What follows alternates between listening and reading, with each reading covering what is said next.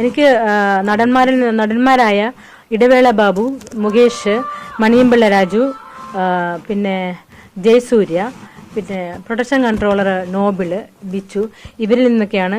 പിന്നെ ഒരു അഡ്വക്കേറ്റ് ചന്ദ്രശേഖരൻ എന്ന ആളിൽ നിന്നും എനിക്ക് ദുരനുഭവം ഉണ്ടായിട്ടുണ്ട് സിനിമ ഫീൽഡിൽ. മലയാള സിനിമാ ലോകത്തിന് ഇനി നല്ല കാലമാണോ? അങ്ങനെ തന്നെ എന്ന് വേണം കരുതാൻ. കാരണം സിനിമാ മേഖലയിൽ ശുദ്ധീകരണമല്ല, ശുചീകരണ ജോലികളാണ് ഇപ്പോൾ നടന്നുകൊണ്ടിരിക്കുന്നത്. നല്ല വൃത്തിയായുള്ള ശുചീകരണ പ്രവർത്തനങ്ങൾ. നടൻ പൃഥ്വിരാജ് അതിന് തുടക്കമിട്ട് നല്ലൊരു മാതൃകയായി തൻ്റെ നിലപാട് വ്യക്തമാക്കി. നടിമാരുടെ ഭാഗത്തു നിന്നും മറ്റാരുമല്ല പാർവതി തിരുവോത്ത് തന്നെ തൻ്റെ നിലപാട് വ്യക്തമാക്കുന്നു. ചുരുക്കി പറഞ്ഞാൽ പാർവതി തിരുവോത്താണ് നടിമാരിലെ ഒറ്റയാൾ പോരാട്ടത്തിൻ്റെ നേതാവും. ഒരു ഭാഗത്ത് ശുദ്ധീകരണ പ്രവർത്തനങ്ങൾ തുടരുമ്പോൾ തന്നെ മറുഭാഗത്ത് ആരോപണങ്ങളും ഉയർന്നുകൊണ്ടേയിരിക്കുന്നു. കാസ്റ്റ് കൗച്ചിങ്, മീറ്റു, പീഡന ശ്രമങ്ങൾ. ഇതോടെ മലയാള സിനിമയിലെ ചില നടന്മാർ ആദ്യ ദിനം തന്നെ ബോക്സ് ഓഫീസിൽ തകർന്നു വീഴുകയാണ്. പക്ഷേ എല്ലാം ഒരു നല്ലതിനെന്ന് വേണം കരുതാൻ. ഇത് 2009 ദേ അങ്ങോട്ട് നോക്കി എന്ന സിനിമ തുടങ്ങിയത്. അപ്പോൾ അതിൽ ഞാൻ ഞാൻ ദുബൈയിൽ വർക്ക് ചെയ്തുകൊണ്ടിരിക്കുകയായിരുന്നു. അപ്പോൾ ആ സമയത്ത് സെക്രട്ടേറിയറ്റിൽ വെച്ചാണ് എനിക്ക് ആദ്യത്തെ ദുരനുഭവം എനിക്ക് ഉണ്ടായത്. ആദ്യത്തെ ആള് ജയസൂര്യ തന്നെയാണ്. സെക്രട്ടേറിയറ്റിൽ ഞാൻ ബാത്റൂമിൽ പോയിട്ടേ ഞാനിങ്ങനെ ഇറങ്ങി സാരി ഇങ്ങനെ നേരെ ഇങ്ങനെ പിടിച്ചുകൊണ്ടിരിക്കുമ്പോൾ പുറകിൽ നിന്ന് ഒരാൾ പെട്ടെന്ന് വന്ന് ഇങ്ങനെ കെട്ടിപ്പിടിച്ചു പുറകിൽ നിന്ന് തിരിഞ്ഞു നോക്കിയാൽ പെട്ടെന്ന് അങ്ങനെ ചുണ്ടത്ത് ഇങ്ങനെ ചുംബിക്കുകയും ചെയ്തു. അപ്പോൾ ഞാൻ പെട്ടെന്ന് നമ്മൾ ഷോക്കായി പോകും. എന്നാലായിട്ട് ആദ്യത്തെ സിനിമ, ആദ്യത്തെ അനുഭവം, ഒരു നല്ലൊരു നടനും കൂടെ ആയപ്പോഴത്തേക്കും പെട്ടെന്ന് ഞാൻ തള്ളിയിട്ടിട്ട് ഓടി താഴെ വന്നു. അപ്പോൾ എനിക്ക് ജഗതി ചേട്ടനോട് ഞാൻ he was very decent and very genuine to me. അപ്പോൾ പുള്ളിക്കാരൻ്റെ അടുത്ത് കംഫർട്ടായിരുന്നു. അപ്പോൾ ഞാൻ വിചാരിച്ചു പുള്ളിക്കാരൻ്റെ അടുത്ത് ഈ കാര്യങ്ങളൊന്ന് പോയി പറയാം. നമ്മൾ ഓടിപ്പോയി പുള്ളിക്കാരൻ്റെ അടുത്ത് പോയി താഴെ പോയിരുന്ന് കസേര വലിച്ചിട്ട് ഞാൻ ഇരിക്കുകയും ചെയ്തു. അപ്പോഴത്തേക്കും ജയസൂര്യൻ പുറകെ വന്നിട്ട് പറഞ്ഞു, മിനു എനിക്ക് മിനുവിനോട് കാര്യം പറഞ്ഞു, എസ് ഓർ നോ എന്നൊരു കാര്യം മാത്രം പറഞ്ഞാൽ മതി എന്ന് പറഞ്ഞു. അപ്പോൾ എന്തേലും നോക്കിയപ്പോൾ പുള്ളിക്കാരൻ പറഞ്ഞു, എനിക്ക് ട്രിവാൻഡ്രത്തൊരു ഫ്ലാറ്റ് ഉണ്ട്, എനിക്ക് ഇൻട്രസ്റ്റ് ഉണ്ട്, വരുവാണെങ്കിൽ മിനുവിന് ഭാവിയിൽ പല നേട്ടങ്ങളും ഉണ്ടാവും. അപ്പം ഞാൻ നോ എന്ന് പറഞ്ഞു.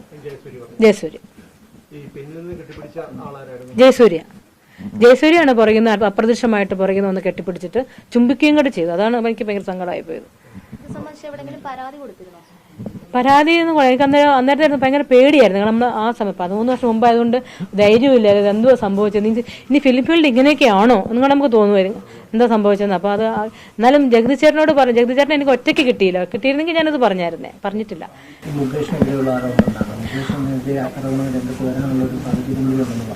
മുകേഷ് പറഞ്ഞിരുന്നു. അത് എന്ന് വെച്ചാൽ പുള്ളിക്കാരന് ഇത് കലണ്ടറിന്റെ സിനിമയിൽ വെച്ച് പുള്ളിക്കാരനോട് ഇൻട്രസ്റ്റ് പറഞ്ഞിരുന്നു. അപ്പം അതിന് താല്പര്യമില്ലാന്ന് പറഞ്ഞപ്പോൾ പിന്നെ ഞാൻ അമ്മയിൽ മെമ്പർഷിപ്പ് എടുക്കാൻ വേണ്ടി ഇത് കൊടുത്തപ്പം മുകേഷ് ഏട്ടൻ തന്നെ എന്നെ വിളിച്ചു പറഞ്ഞു, അമ്പിടി കള്ളി, ഞാൻ അറിയാതെ അമ്മയിൽ നുഴഞ്ഞു കയറാന്ന് വിചാരിച്ചോ? ഞാൻ അറിയാതെ മലയാള സിനിമയിൽ ഒന്നും നടക്കാൻ പോണില്ല. നീ നിനക്ക് കൊടുക്കാൻ നിനക്ക് വലിയ ഗമയല്ലേ, നീ ആർക്കും കൊടുക്കണ്ട, നീ മെഴുകുതിരിയുടെ വാസ്കില്ലേ, ആ വാസ്ക് ഇട്ട് അടച്ചു വെച്ച, നീ ആർക്കും കൊടുക്കണ്ട. അങ്ങനെ പറഞ്ഞ് ഭയങ്കര ഷോക്കായി പോയി. ആ ഒരു വർത്തമാനം തരിച്ചിരുന്നു പോയി അങ്ങനെ കേട്ടപ്പോൾ തന്നെ. അത് കഴിഞ്ഞിട്ട് പിന്നെ ഞാൻ പുള്ളിക്കാരൻ മുഖമൊന്നും കൊടുക്കാറില്ല സെറ്റിൽ വെച്ച് കാണുമ്പോഴൊക്കെ. അപ്പം നാടകമേ ഒലുക എന്നതിൽ വെച്ച് ഞാനിങ്ങനെ മാറി നടന്നപ്പോൾ പുള്ളിക്കാരൻ, ഞാൻ സ്റ്റെപ്പ് കയറി അങ്ങോട്ട് കയറി പോകുമ്പോൾ പുള്ളി ഇറങ്ങി വരുന്നു. അപ്പോൾ എന്നോട് ചോദിച്ചു, എന്താ ഇങ്ങനെ എന്നെ കാണുമ്പോൾ മാറിപ്പോണേ? ഞാൻ പറഞ്ഞു, എന്തൊക്കെയാലും നിങ്ങളോട് പറഞ്ഞ വാക്കുകളൊന്നും അത്ര ശരിയായില്ല, എന്നിട്ട് ഓടിപ്പോയി. അപ്പോൾ എൻ്റെ റൂം പുള്ളിക്കാരൻ കണ്ടല്ലേ ഏതാ റൂമെന്ന്. അപ്പോൾ പുറകെ വന്ന് തട്ടി അവിടെ വെച്ച് ഫിസിക്കൽ അബ്യൂസ് ചെയ്തു പുള്ളിക്കാരൻ ആ റൂമിൽ വെച്ച് തന്നെ. എനിക്ക് ആരോടും പറയാൻ പറ്റിയില്ല. എന്നിട്ട് വീട്ടിൽ പറഞ്ഞാൽ പിന്നെ എന്നെ സിനിമയ്ക്ക് വിടത്തില്ല. പിന്നെ എന്തെങ്കിലും പറഞ്ഞു കഴിഞ്ഞാൽ പിന്നെ കുട്ടികളൊക്കെ പഠിക്കുന്ന കൊച്ചു കുട്ടികൾ സ്കൂളിൽ പഠിക്കുന്നത്, അപ്പോൾ അവർക്ക് എഫക്റ്റ്, അത് അവരെ ഓർത്ത് മാത്രമാണ് ഞാൻ ഇതൊക്കെ ഒളിച്ചെന്നല്ല സപ്രസ് ചെയ്ത് വെച്ചത്. കാരണം അവരെ കുട്ടികളെ സ്കൂൾ ലെവലിൽ കളിയാക്കത്തില്ല എങ്ങനെയൊക്കെ പറയുമ്പോൾ. അതുകൊണ്ട് ഞാനത് മുണ്ടിയില്ല അങ്ങനെ. അതുകൊണ്ട് ഞാൻ ഈ മലയാള സിനിമയെ അങ്ങ് ഉപേക്ഷിച്ച് ചെന്നൈയിലോട്ട് പോയി. തീർച്ചയായിട്ടും. കാരണം അന്നെന്ന് വെച്ചാൽ വളരെ ഇൻഫ്ലുവൻസ്ഡ് ആയിരുന്നു, നിയമമായാലും പൊളിറ്റീഷ്യനായിട്ടും പൊളിറ്റിക്കൽ പരമായിട്ടും. ഇന്ന് കാലം മാറി. ഇന്ന് ജനങ്ങൾ നീതിയോടൊപ്പമാണ്. ജനങ്ങളെല്ലാം അറിഞ്ഞു തുടങ്ങിയിരിക്കുന്നു. അപ്പം ഇതുപോലെ ഒരു പെൺകുട്ടികൾക്ക് നാളത്തെ പെൺകുട്ടികൾക്ക് അവർ സുരക്ഷിതരായിരിക്കണം എവിടെയായിരുന്നു. കാരണം എനിക്ക് വേണ്ടി ഒരു മോള്. അതുകൊണ്ട് തന്നെയാണ് ഞാൻ ഇതിൽ തീർച്ചയായിട്ടും വളരെ വളരെ എല്ലാവരുടെയും സപ്പോർട്ട് ഉണ്ടെന്ന് മനസ്സിലായതുകൊണ്ട് തന്നെയാണ് ഞാൻ ഇതിൽ ആക്ഷനല്ല പരാതിപ്പെടാൻ തീരുമാനിച്ചിരിക്കുന്നത്. എന്തായാലും അന്വേഷിക്കണമെന്ന് അയാൾ തന്നെ പറയുന്നുണ്ട്. അപ്പോൾ എന്താണ് അയാളുടെ ഭാഗത്തുനിന്ന് ഉണ്ടായിട്ടുള്ള ഒരു ഫിസിക്കൽ ഭയങ്കര മെന്റൽ ടോർച്ചർ ആയിരുന്നു. പുള്ളിക്കാരൻ്റെ കൂടെ ബെഡ് ഷെയർ ചെയ്യണമെന്ന് പറഞ്ഞുകൊണ്ട് അത് കഴിഞ്ഞിട്ട് ഡേ തടി അന്ന് സെറ്റിൽ വെച്ചിട്ട് പുള്ളിക്കാരൻ്റെ റൂം വൈറ്റ് ഫോർട്ടിലായിരുന്നു. അപ്പം എനിക്ക് ഫോർട്ട് കൊച്ചിയിലായിരുന്നു. അപ്പം മിനു ഫോർട്ട് കൊച്ചിയിലാണെന്നുണ്ട് പറഞ്ഞിട്ട് അന്നത്തെ പ്രൊഡക്ഷൻ കൺട്രോളറിനെ കൊണ്ട് പുള്ളി അവിടെ റൂം പിടിപ്പിച്ചു എൻ്റെ അടുത്ത് തന്നെ. എന്നിട്ട് എൻ്റെ അടുത്ത് പറഞ്ഞു ഞാൻ ഇന്ന് രാത്രി വരും മിനു ഡോർ തുറന്നിട്ടേക്കണം. ഞാൻ പറഞ്ഞു നോ ഇതിനെ പറ്റില്ല, അയ്യോ ഒന്നും പറ്റത്തില്ല എന്ന് പറഞ്ഞു. ഇല്ല ഞാൻ തുറന്നിട്ടേക്കണം വളരെ ആധികാരികമായിട്ട് പറഞ്ഞു. ഈ പുള്ളി ഇതിൻ്റെ വൈസ് പ്രസിഡന്റ് ആണ്, ഇതൊന്നും എനിക്കറിയത്തില്ല കേട്ടോ, ആരാ ഇതൊന്നും ഈ അമ്മയുടെ കമ്മിറ്റി മെമ്പേഴ്സ് ആണെന്ന് പോലും എനിക്കറിയില്ല. അപ്പം ഞാൻ അതിൻ്റെ I didn't mind at all. ഞാൻ അവിടെ പോലത്തേക്കും ഫോൺ അങ്ങ് സൈലന്റ് ആക്കി വെച്ചു. എൻ്റെ ഫോൺ അതായാലും വിളിക്കുള്ളൂ. ഫോൺ സൈലന്റ് ഞാൻ അവിടെ കിടന്നുറങ്ങി. ഇപ്പോഴത്തേക്കും കഥയെ വന്ന് മുട്ടി. ഞാൻ തുറന്നില്ല, ആരാ മുട്ടിയെന്നൊന്നും എനിക്കറിയില്ല, മുട്ടുന്നുണ്ടായിരുന്നു, ഞാൻ തുറന്നില്ല, അവിടെ കിടന്നുറങ്ങി. അപ്പോൾ പിന്നെ ലാൻഡ് ഫോൺ ബെല്ലടിച്ചു. അപ്പോൾ ഞാൻ എൻ്റെ വയറ് ഊരിട്ടു ലാൻഡ് ഫോണിൻ്റെ. അപ്പോൾ തിരിച്ച് പിറ്റേ ദിവസം ഞാൻ ലൊക്കേഷൻ ചെന്നപ്പോഴത്തേക്കും പുള്ളിക്കാരനോട് ഭയങ്കര ദേഷ്യം, അൺനെസസറി ആയിട്ടുള്ള എന്തിനൊക്കെയോ കാര്യമില്ലാതെ എൻ്റെ അടുത്ത് ദേഷ്യപ്പെടുത്തേക്ക് Gayathri was sitting near me. അപ്പോൾ പുള്ളിക്കാരൻ എന്നോട് ചോദിച്ചു എന്താ മിനു, എന്താ രാജേട്ടൻ ഇത്ര വലിയ ദേഷ്യം മിനുവിനോട്? അവസരങ്ങൾ ഞങ്ങളെപ്പോലുള്ള പെണ്ണുങ്ങൾക്ക് നഷ്ടപ്പെടുന്നില്ലല്ലോ. ഞങ്ങൾ ബെഡ് ഷെയർ ചെയ്യാൻ തയ്യാറാണെങ്കിൽ അവസരങ്ങൾ കൂടി നമ്മുടെ പുറകെയുണ്ട്. അപ്പോൾ അത് പറയുന്നതിൽ പ്രസക്തമില്ല. അവസരങ്ങൾ ഇല്ലാത്തതുകൊണ്ടാണെന്നല്ല, ഒരിക്കലും അല്ല, എല്ലാവരും വിളിച്ചുകൊണ്ടിരിക്കുക. അപ്പോൾ ഞങ്ങൾ ബെഡ് ഷെയർ ചെയ്തിട്ടുള്ള ഒരു സിനിമയെ ഞങ്ങൾക്ക് അഭിനയിക്കണ്ട. അത് അഡ്വക്കേറ്റ് ചന്ദ്രശേഖരൻ എന്ന് പറഞ്ഞ ഒരാൾ. അപ്പം കുട്ടിക്കാനത്ത് ഒരു സിനിമ, പേര് ഞാൻ ഓർക്കുന്നില്ല. അപ്പം ഞാൻ അതിനകത്ത് കോ പ്രൊഡ്യൂസറായിരുന്നു. അപ്പോൾ ഇപ്പോൾ ഈ പ്രീ പ്രൊഡക്ഷന് വേണ്ടി എൻ്റെ വണ്ടിയും കൂടെ ഞാൻ ലൊക്കേഷൻ കാണാൻ പോവുകയൊക്കെ ചെയ്തു. അങ്ങനെ ഒരുപാട് ഞാൻ എഫേർട്ടൊക്കെ എടുത്തു. അതിനുശേഷം 2-3 സിനിമ, അതിനകത്ത് കലാഭവൻ മണിയുടെ വൈഫായിട്ടായിരുന്നു. 2-3 ദിവസം ഞാൻ അവിടെ അഭിനയിക്കുകയും ചെയ്തു. തിരിച്ചു വന്നപ്പോഴത്തേക്ക് ഈ അഡ്വക്കേറ്റ് ചന്ദ്രശേഖരൻ പറഞ്ഞു മിനു നമുക്ക് ബോൾഗാട്ടിയിലൊരു ലൊക്കേഷൻ കാണാൻ പോകണം, ഒന്ന് വരണം എന്ന് പറഞ്ഞു.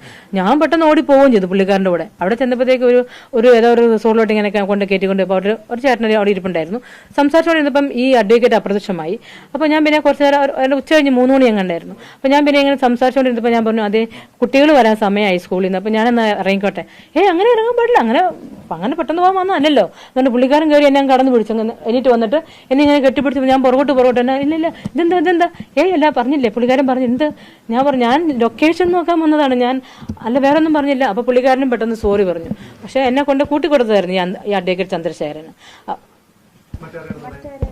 ഈ പ്രൊഡ്യൂസറിന്റെ അടുത്ത് ഒരു പ്രൊഡ്യൂസർ അവിടെ വന്നാൽ വില്ലയിൽ താമസിക്കുന്നുണ്ടല്ലോ, വില്ലയിൽ എന്തോ റിസോർട്ട് അറിയില്ല ആരുടെ അടുത്ത്. എന്നോട് പരിചയപ്പെടുത്തിയത് പ്രൊഡ്യൂസറാണെന്നാ പറഞ്ഞേ.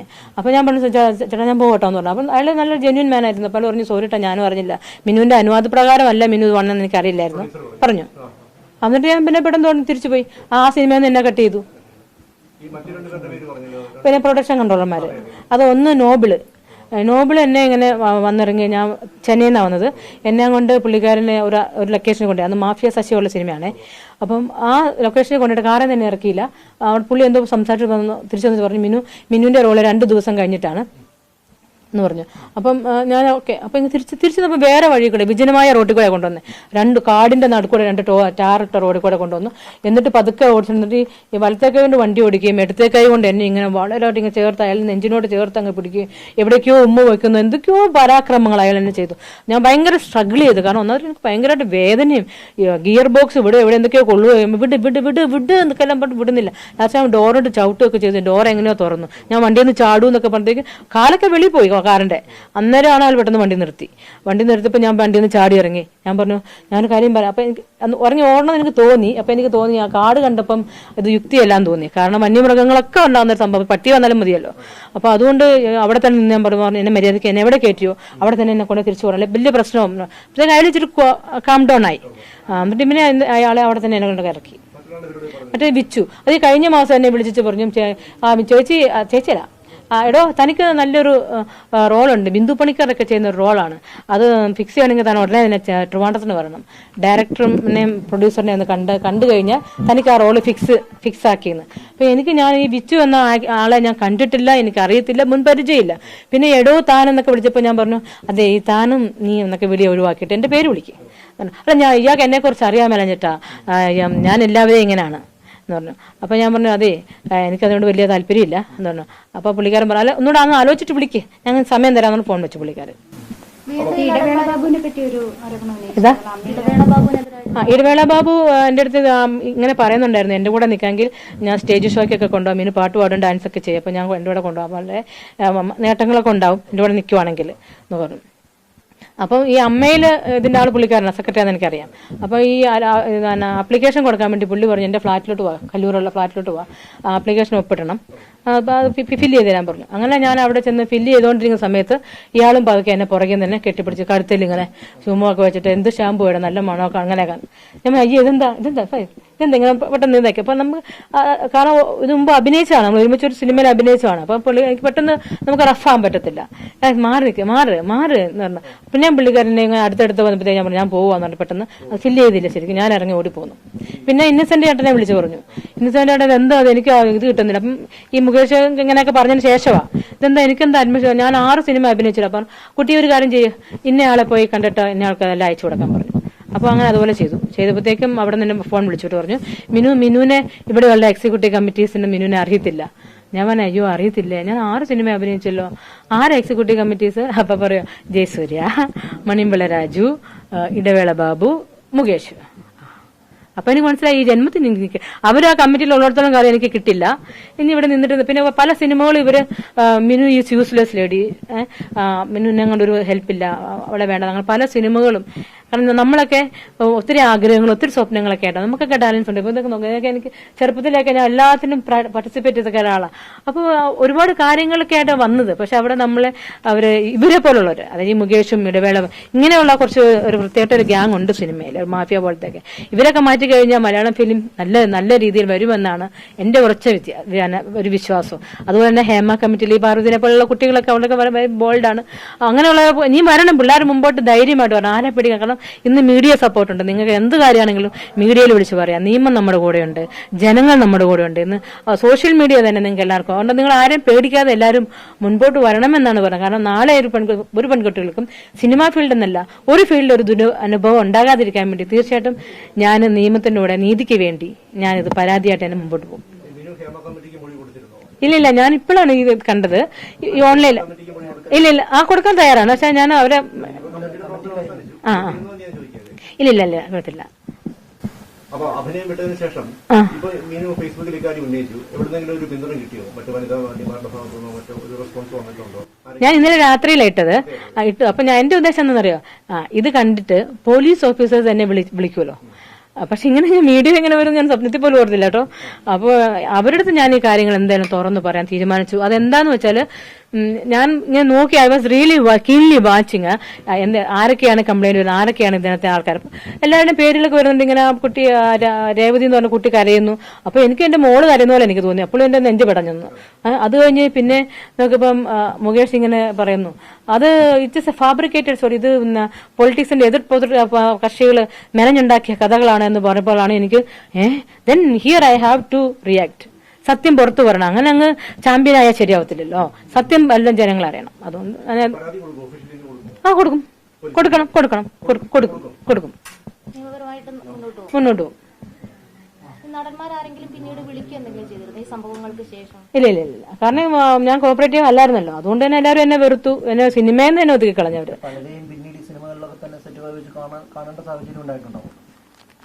അത് മുകേഷിനെ കണ്ടപ്പോൾ ഞാൻ മൈൻഡ് ചെയ്തില്ല. പിന്നെ കളിയാക്കലായിരുന്നു. നമ്മളെ ഒന്നും ഇഷ്ടപ്പെടത്തില്ല, വലിയ വമ്പൻസിനെ ഇഷ്ടപ്പെടത്തില്ല, അങ്ങനെയൊക്കെ പറഞ്ഞ് അങ്ങനെ കളിയാക്കുന്നുണ്ടായിരുന്നു. ഞാനങ്ങനെ മേക്കപ്പ് ചെയ്യാനൊക്കെ ഇരിക്കുമ്പോഴൊക്കെ കളിയാക്കൽ കുത്തുമൊക്കെ കേട്ടിട്ടുണ്ട്. തീർച്ചയായിട്ടും അതാണ്. കാരണം ഞാൻ ദുബായിൽ കുറെ നാൾ വർക്ക് ചെയ്ത് സെറ്റിലായതിനു ശേഷം ഇവിടെ വന്ന, എനിക്ക് സെറ്റിലായതിനു ശേഷം ഞാൻ സിനിമയിൽ വന്നതാണ്. അപ്പൊ ഇനി സിനിമയിൽ വളരെ നന്നായിട്ട് എന്തെങ്കിലുമൊക്കെ ചെയ്യണം എന്നുള്ള ആഗ്രഹത്തോടെ വന്നതാണ്. അപ്പൊ അതിനപ്പം ഇങ്ങനെ ഒരു ബെഡ് ഷെയറിങ് നമുക്കൊരിക്കലും പെന്നെപ്പെടുത്തുമായിരിക്കും. സെക്സ് എന്ന് വെച്ചാൽ അത് ഡിവൈനാണ്. അത് it has to come from the heart. പെട്ടെന്ന് ഒരാൾ ക്യാരക്ടർ തരാം, അല്ലെങ്കിൽ ക്യാഷ് തരാം, സ്വർണം തരാം എന്ന് പറഞ്ഞാൽ ഒരു സ്ത്രീകൾക്കും ഭാരതീയ സ്ത്രീകൾക്ക് കിടക്കാൻ പറ്റുമെന്ന് എനിക്കറിയില്ല, പറ്റില്ല. പിന്നെ പലരുടെ ജീവിതാനുഭവങ്ങൾ അവരുടെ സിറ്റുവേഷൻ കാരണമൊക്കെ വഴങ്ങപ്പെടേണ്ടി വന്നേരിക്കാം എന്നെനിക്കറിയില്ല. പക്ഷേ ഇതാണ് സംഭവം. ഇത് ഭയങ്കരമായിട്ട് ഇങ്ങനെ എക്സ്പ്ലോയിറ്റേഷൻ മലയാള സിനിമയിൽ നടക്കുന്നുണ്ട്. ഞാൻ ചെന്നൈയിൽ അഭിനയിച്ചപ്പോൾ ഏറ്റവും കൂടുതൽ റെസ്പെക്ട് കിട്ടുന്ന ഒരു ഇത് തമിഴ്നാട്ടിലാണ്. കാരണം അവർ പെണ്ണുങ്ങളെ അമ്മ എന്നുള്ള എന്നെ മാഡം അങ്ങനെ വളരെ റെസ്പെക്ട് തരുന്നത്. എനിക്ക് അവിടെ ചെന്നപ്പോഴും സിനിമകളൊക്കെ കിട്ടി. ഞാൻ ഗ്ലാമറിൽ വരെ അഭിനയിച്ചിട്ടുണ്ട്. പക്ഷെ അവിടെ അവർ കമ്മീഷനാണ് ചോദിച്ചത്, അവരാരും ശരീരം ചോദിച്ചിട്ടില്ല. ഇത്ര പെർസെന്റേജ് കമ്മീഷൻ ഞങ്ങൾക്ക് വേണം, അതുള്ളൂ. ജെന്യൂൻ ഞങ്ങൾ കൊടുക്കാൻ തയ്യാറാ. ചെന്നൈയിലൊക്കെ നമുക്ക് ക്യാമറയുടെ മുമ്പിൽ അഭിനയിച്ചാൽ മതി, കാശ് തരും, അത്രേ ഉള്ളൂ. പക്ഷെ ഇവിടെ മലയാളത്തിൽ അങ്ങനല്ല, ക്യാമറയുടെ പുറകിലും അഭിനയിക്കേണ്ടതായിട്ട് ഫോഴ്സ് ചെയ്യും നമ്മളെ, അതായത് ഇങ്ങനത്തെ വലിയ സീനിയേഴ്സ് ആയിട്ടുള്ള. ഈ ഹേമ കമ്മിറ്റി റിപ്പോർട്ട് വന്ന ശേഷം കുറച്ചൊരു കോൺഫിഡൻസ് മൊത്തത്തിൽ സിനിമാ മേഖലയിലുള്ള സ്ത്രീകൾക്കായിട്ടുണ്ടോ? തീർച്ചയായിട്ടും വന്നിട്ടുണ്ട് ആ കോൺഫിഡൻസ്. എനിക്കും അത് തന്നെയാണ് വന്നത്. കാരണം ഇങ്ങനെയുള്ളവർക്ക് ധൈര്യമായിട്ട് മുമ്പോട്ട് വന്നതുകൊണ്ടാണ് ഇവിടെ നടക്കപ്പെടുന്നത്. പലർക്കും പെൺകുട്ടികളാണ് കൂടുതലും ഇതിലിരയായിരിക്കുന്നത്. അപ്പൊ അവർക്ക് ഇതൊരിക്കലും പുറത്ത് പറയാൻ സാധിക്കില്ല. പറഞ്ഞാൽ ഒന്ന് അവരുടെ വീട്ടുകാർ വിടത്തില്ല, രണ്ട് അവർ വിവാഹിതരാവേണ്ടവരാണ്. ഇത് പറഞ്ഞാൽ അവർക്ക് നല്ല കല്യാണം വരുമോ? അപ്പൊ അവരെങ്ങനെ പ്രതികരിക്കും? അപ്പൊ അവരെല്ലാം എനിക്കറിയാം, അവർക്ക് എല്ലാവർക്കും വേണ്ടിയാണ് ഞാനിത് വളരെ ഓപ്പണായിട്ട് തന്നെ ഇവിടെ പറയുന്നത്. മറ്റ് സമാനമായ അനുഭവങ്ങൾ മറ്റ് സുഹൃത്തുക്കൾ ഉൾപ്പെടുത്തിയിട്ടുണ്ടോ? ഗായത്രി പറഞ്ഞിട്ടുണ്ട്. ഇത് തന്നെയാണ് സിനിമയിലെ സ്ഥിരം പല്ലവി എന്ന് ഗായത്രി പറഞ്ഞിട്ടുണ്ട്. പിന്നെ ആരാണ്? പിന്നെ എന്റെ കൂടെ അങ്ങനെ കോമ്പിനേഷൻ അങ്ങനെ വന്നിട്ടില്ല ലേഡീസൊക്കെ. നമ്മൾ ചെല്ലുമ്പോൾ ചിലപ്പോൾ ഞാൻ മാത്രമല്ല അന്നത്തെ ലേഡിയിൽ അങ്ങനെ. അല്ല ഞാൻ പിന്നെ ഇവിടെ നിന്ന് പോയില്ല, കേരളത്തിൽ നിന്ന് പോയി ചെന്നൈയിൽ പോയതിനു ശേഷം പിന്നെ ഇപ്പോൾ ഈ ഇടയ്ക്കാണ് ഇവിടെ വന്ന് ഫ്ലാറ്റൊക്കെ വാങ്ങിച്ച സ്വന്തമായിട്ട് സമാധാനമായിട്ട് സെറ്റിൽഡായി. Life is settled. എനിക്ക് ആരുടെ മുമ്പിൽ കൈ നീട്ടേണ്ട ആവശ്യമില്ല, ആരുടെ മുമ്പിൽ കൈകൂപ്പി നിൽക്കേണ്ട ആവശ്യമില്ല. അപ്പൊ അതുകൊണ്ട് ഇപ്പം മണിയമ്പിളരാജ് ഒരു വാക്ക് പറഞ്ഞു പണത്തിന് വേണ്ടിയെന്ന്. പണത്തിന്റെ ആവശ്യമില്ല. എന്റെ ഹസ്ബൻഡ് ന്യൂസിലാൻഡിലാണ്, ഐ എം വെൽ സെറ്റിൽഡ്. എനിക്കങ്ങനെ ആരെയും അങ്ങനെ ബ്ലാക്ക് മെയിൽ ചെയ്ത് പിന്നെ ദൈവവിശ്വാസികളാണ്. എനിക്കൊരു മകളുണ്ട്. അപ്പൊ അതുകൊണ്ട് നമ്മൾ അങ്ങനെയൊന്നും ആരെയും ബ്ലാക്ക് മെയിൽ ചെയ്യേണ്ട ആവശ്യമൊന്നും എനിക്കില്ല. കാശിന് യാതൊരു ബുദ്ധിമുട്ടുള്ള ആളുമല്ല ഞാൻ. ഇപ്പോൾ മാത്രമാണ് ഈ ഒരു പരാതിയുമായിട്ട് രംഗത്ത് വന്നത്. നേരത്തെ ഇത് വെളിപ്പെടുത്തുക എന്തെങ്കിലും ചെയ്തിരുന്നു. 2013 കേരള കൗമുദി അത് പബ്ലിഷ് ചെയ്യുകയും ചെയ്തതാണ്. പിന്നെ അഡ്ജസ്റ്റ്മെന്റിനോട് പൊരുത്തപ്പെടാതെ മിനു കുര്യൻ മലയാള സിനിമ വിടുന്നു എന്ന് പറഞ്ഞു. വളരെ ഹെഡ് വന്നതായിരുന്നു. ആരും മൈൻഡ് ചെയ്തില്ല. ഒന്ന് എന്ത് സംഭവിച്ചെന്ന് പോലും ആരും വിളിച്ചിട്ടില്ല. തെളിവുകൾ എന്ന് വെച്ചാൽ നമ്മൾ സ്ത്രീകൾ തന്നെ പറയുന്നത് തന്നെയാണ് തെളിവ്, ഏറ്റവും വലിയ തെളിവ്. അത് അവർ ചെയ്തില്ല എന്ന് അത് തെളിയിക്കേണ്ടത് അവരുടെ ചുമതല. ഞാൻ വിക്ടിമാണ്, ഞാൻ ഇരയായ ആളാണ്. ഇതിന്റെ മെന്റൽ അഗ്നിയും അനുഭവിച്ച ഒരാളെ ഞാൻ ഇപ്പോഴും എന്റെ മനസ്സ് നീറിക്കൊണ്ടിരിക്കുന്ന സംഭവമാണ്. ഇത്രത്തോളം ഞാൻ വിഷമിച്ചു, എനിക്ക് നീതി കിട്ടിയില്ല, ഞാൻ ആരോട് ഷെയർ ചെയ്യും എന്ന് വിഷമിച്ചിരിക്കുമ്പോൾ ദൈവം തന്നെ ഒരുക്കി തന്ന ഒരു അവസരമാണിത് ഞാൻ കാണുന്നത്. അമ്മയുടെ തലപ്പത്തെല്ലാം തന്നെ പുരുഷ താരങ്ങളാണ്. അതെ, ആ ഒരു സംവിധാനം മാറി വനിതാ താരങ്ങൾ. തീർച്ചയായിട്ടും അവിടെ സ്ത്രീകൾ തന്നെ വരണം. അങ്ങനെ സ്ത്രീകൾക്ക് ഇതുപോലെ പ്രശ്നങ്ങൾ ഉണ്ടാകുമ്പോൾ അവിടെ പോയി പറയാൻ വേണ്ടി ഈ വനിതയെ കണ്ട് പറയാനുള്ള ഒരു സാഹചര്യം നമ്മൾ ഒരുക്കി കൊടുക്കണം. എന്തുകൊണ്ട് അത് ശരിക്കും അത് മാറണം. ഈ അമ്മ എന്ന സംഘടനയില് സ്ത്രീകളുടെ തലപ്പത്ത് വരുവാണെങ്കിൽ തീർച്ചയായിട്ടും, അല്ലെങ്കിൽ വൈസ് പ്രസിഡന്റും അങ്ങനെ വരട്ടെ. അപ്പൊ തീർച്ചയായിട്ടും അവിടെ ഒരു വളരെ സേഫ്റ്റി ഉണ്ടാവുകയാണ്. അതുകൊണ്ട് ഈ പഴയ ആൾക്കാരെ തന്നെ പിടിച്ച് യങ്സ്റ്റേഴ്സ് എന്ത് നല്ല ആൾക്കാരാണ്. ഈ ടോവിനോനൊക്കെ പിടിച്ചാക്കുന്നേ. ടോവിനൊക്കെ നല്ല മിടുക്കന്മാർ പയ്യന്മാരല്ല. ആസിഫ് അലി അങ്ങനെയുള്ള യങ്സ്റ്റേഴ്സ് കയറി വരട്ടെ. അവരെയൊക്കെയാണ് അമ്മയുടെ ഇത് കൊണ്ടുവരുന്നത്, അല്ലാതെ ഇവരൊന്നും അല്ല. കാരണം എന്തെല്ലാം നടന്നിരിക്കുന്നു. ഇവരാരും ഈ പറഞ്ഞ മമ്മുക്ക പോലും ഒന്ന് he's an advocate, is a lawyer and is not ready to react. ഇവരെയൊക്കെ ഒന്ന് പറഞ്ഞു കൊടുക്കാം ഇങ്ങനെ സംഭവം നടക്കാൻ പാടില്ല. അപ്പം നമുക്കൊക്കെ ഒരു അഡ്വക്കേറ്റ് എന്ന് പറയുമ്പോൾ അയാൾ നമുക്ക് സേഫ്റ്റി തോന്നും പെൺകുട്ടികൾക്ക്. പക്ഷെ അദ്ദേഹം പ്രതികരിക്കുന്നില്ല എന്നത് വളരെ സങ്കടപരമായിട്ടുള്ള കാര്യമാണ്.